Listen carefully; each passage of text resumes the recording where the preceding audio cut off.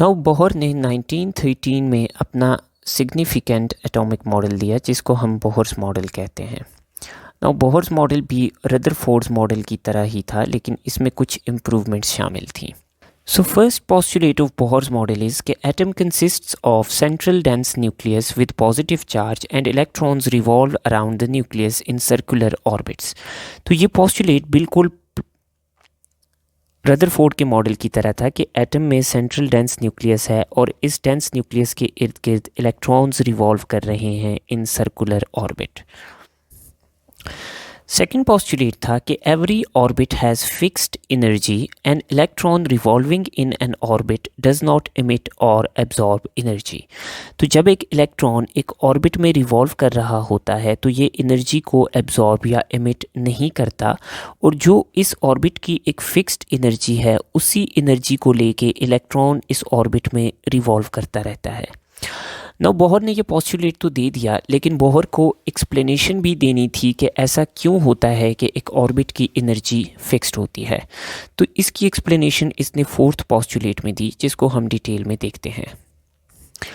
Now energy is changed only when an electron changes its orbit.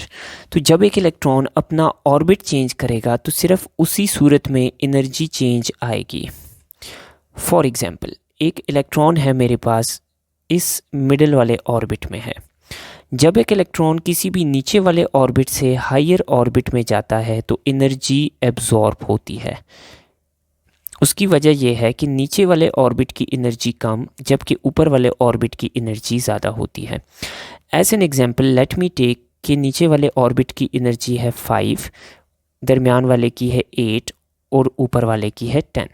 तो जब ये 8 energy वाला इलेक्ट्रॉन इस 10 एनर्जी वाले इलेक्ट्रॉन में जाएगा, शेल में जाएगा, तो ये अपनी एनर्जी को 10 करेगा, तो इसलिए ये एनर्जी क्या करेगा, एब्जॉर्ब करेगा।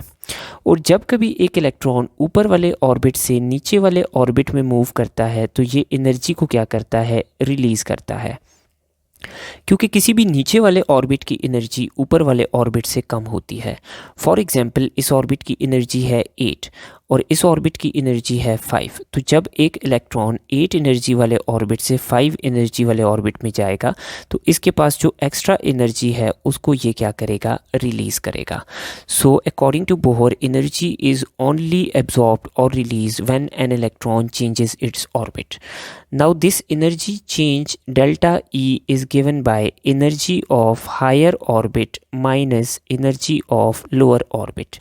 Now this 2 and 1 does not mean कि ये second orbit है और ये first orbit है। 2 means higher orbit and 1 means lower orbit।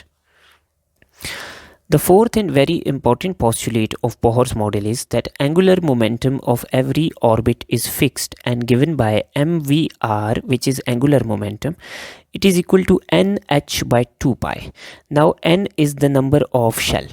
For example, if someone asks कि second orbit का क्या angular momentum होगा, तो हम n की जगह डालेंगे 2, तो हमारे पास second orbit का momentum होगा h by pi।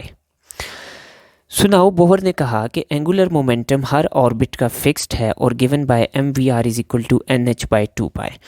नाउ इस पॉइंट की इंटरप्रिटेशन क्या है? इस पॉइंट की इंटरप्रिटेशन ये है कि जब एक इलेक्ट्रॉन एक स्पेसिफाइड ऑर्बिट में मूव करता है तो इसका एंगुलर मोमेंटम कांस्टेंट रहता है।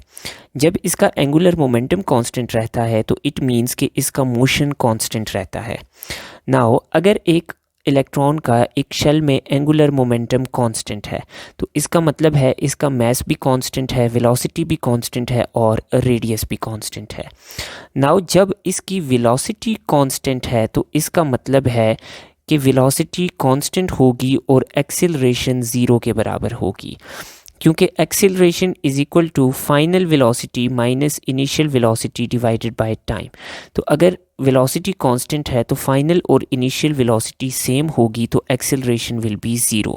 तो इस पोस्टुलेट ऑफ बोहर का मतलब ये है कि जब एक इलेक्ट्रॉन एक ऑर्बिट में फिक्स्ड एंगुलर मोमेंटम के साथ मूव करता है तो उसकी वेलोसिटी चेंज नहीं होती और उसमें एक्सेलरेशन प्रोड्यूस नहीं होती।